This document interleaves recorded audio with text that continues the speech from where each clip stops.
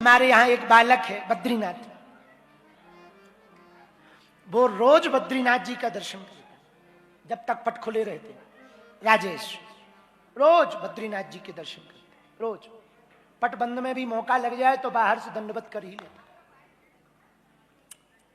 कई लोग ऐसे हैं यहाँ बद्रीनाथ में, कई दिनों से हैं, नहीं करते। हमारे बागेश्वर धाम पर ऐसे कई दुकानदार हैं और कई चेले हैं हमारे, पर्सनल चेले। पर्सनल समझ जाओ, बहुत ऊंचे चेले। जब हम जाएं तो ही वो जाते हैं। हाँ, मानो भगवान पे उपकार कर रहे हो कि फेस रीडिंग करो, आई एम कमिंग। हाँ, भगवान पर उपकार कर रहे हो। ये भक्ति नहीं है। भक्ति का तात्पर्य क्या है? भक्ति का तात्पर्य है जब तुम्हारे अंदर मछली की तरह तड़पन शुरू हो जाए।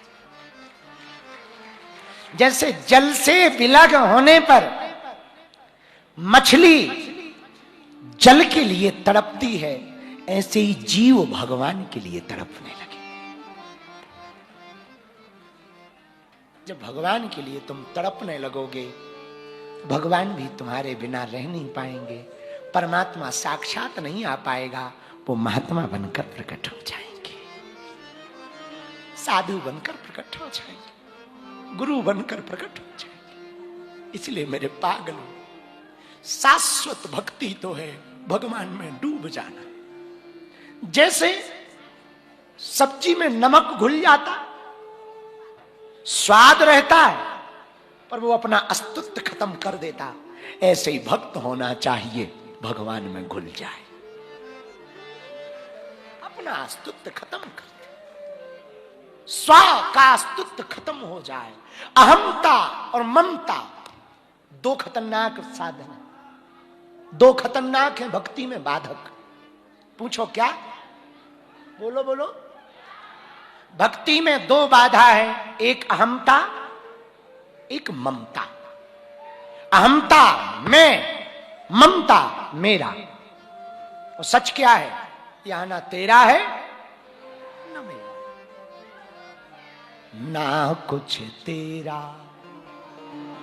ना कुछ मेरा, ये दुनिया रैन। गा गा गा, बड़ा प्यारा है। ना कुछ तेरा ना कुछ मेरा, ये दुनिया रैन बसेरा है। इस सारा संसार, जैसे हम लोग धर्मशाला में जाते हैं, एक जाता होटल में जाते, एक चेक इन करता, एक चेकआउट करता। अब कोई होटल के कमरा से ही प्यार करने लगे, बड़ा अच्छा है, हमारा तो दिल लग गया, 12 घंटे यहीं रहे, यही रजाई बहुत अच्छी है, यही कंबल बहुत अच्छे हैं। तो दो ही बातों पे रह सकते, या तो पेमेंट लगातार भरते रहो, नहीं तो ठटरी भराओ। हाँ, और कोई साधन नहीं। पर वो पेमेंट देने पर भी तुम्हारा नहीं होगा।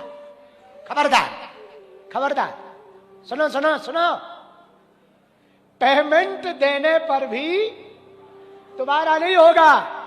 तुम किराएदार हो, मालिक कोई और रहेगा। ऐसे इसी प्रकार जीवन है। श्वास का पेमेंट देने पर भी जीवन तुम्हारा नहीं होगा, मालिक परमात्मा ही होगा। सब रैन बसेरा है, ना कुछ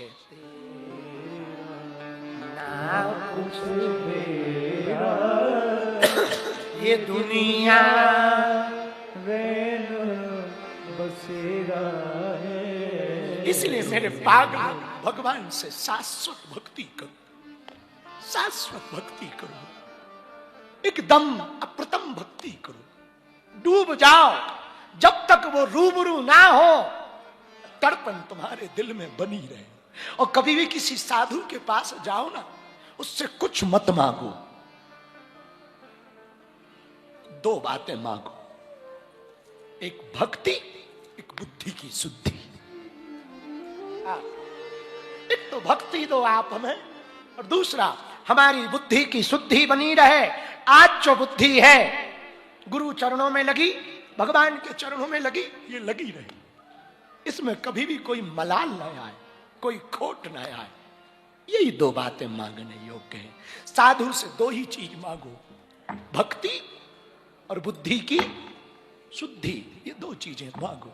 शाश्वत भक्ति करो, शाश्वत डूब के भक्ति करो। मेरे पागलों, आज की कथा का सूत्र है मोक्ष, और मोक्ष का अर्थ है कामनाओं से मुक्त हो जाना।